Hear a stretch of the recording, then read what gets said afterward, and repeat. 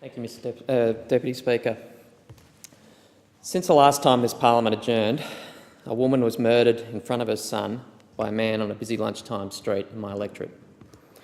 The woman's name was Fiona Warzywoda, and her death, while shocking for its public nature, was depressingly, heartbreakingly common in every other respect.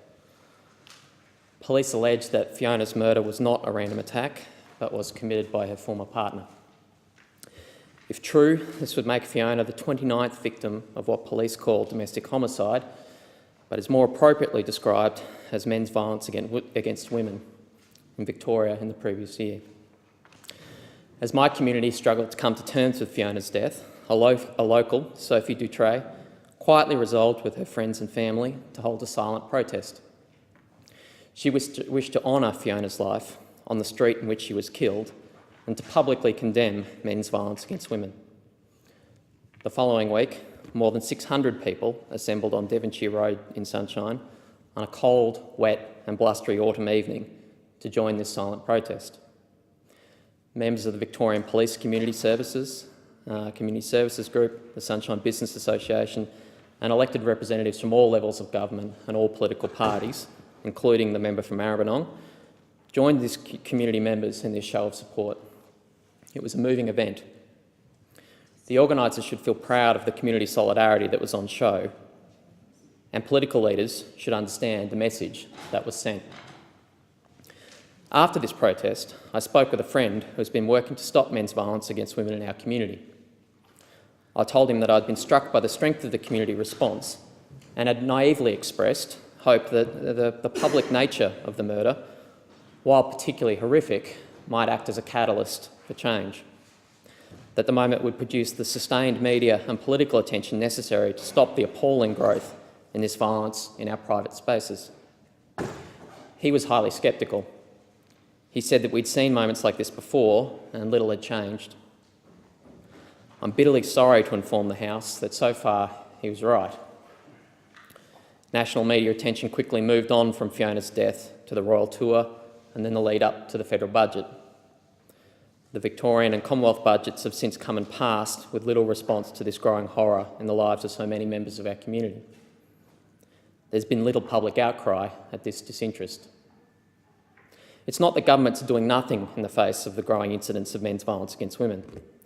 The previous government undertook significant work to provide a holistic policy response to men's violence against women across health, housing, policing, justice, education, employment and community services. This approach culminated in the National Plan to Address Violence Against Women and Their Children, in which the federal and state governments agreed to a comprehensive policy response to men's violence against women. In the 2013 budget, the previous government provided important funding for domestic violence programs, including $5.2 million to establish the Foundation to Prevent Violence Against Women and Their Children, and $7.6 million to train our health professionals so they are better equipped to identify and deal with victims of domestic violence. The National Plan places a heavy emphasis on long-term generational change. It focuses on teaching our boys responsibility for their actions towards women and for creating a society for our girls and our daughters that is less threatening to them than it was for their mothers. However, the reality is that we have not yet seen results from these initiatives. Unlike most other forms of crime, men's violence against women is rising. There has been a 42% increase in intervention orders granted to protect women at a direct risk of harm from men in the past 5 years. Breaches of these intervention orders by men were up 40% in 2013 and 820 were breached by men more than 3 times.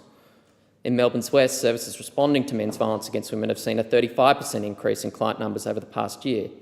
In fact, Fiona's death was the latest addition to the 29 domestic homicides and 60,000 family violence incidents recorded in Victoria in the previous year. Can you imagine the media and political response there would be if there was a lone serial killer on the loose in our community who had murdered 29 women in the past 12 months? Yet we cannot sustain the public or political attention to keep this issue at the forefront of our national political debate. There is no silver bullet for ending men's violence against women. Yet there are many things that we should be doing that at present we are not. The message for this House from the silent protest held in my electorate in honour of a woman that our society and our government failed to protect is clear. We can no longer avert our eyes and throw our hands up in the face of this issue. We all need to start taking responsibility for men's violence against women. We need to make men's violence against women a national political issue at the top of our political agenda until this stain on our society is eradicated.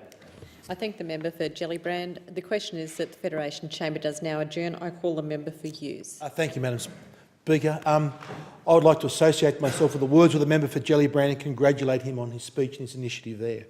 But today,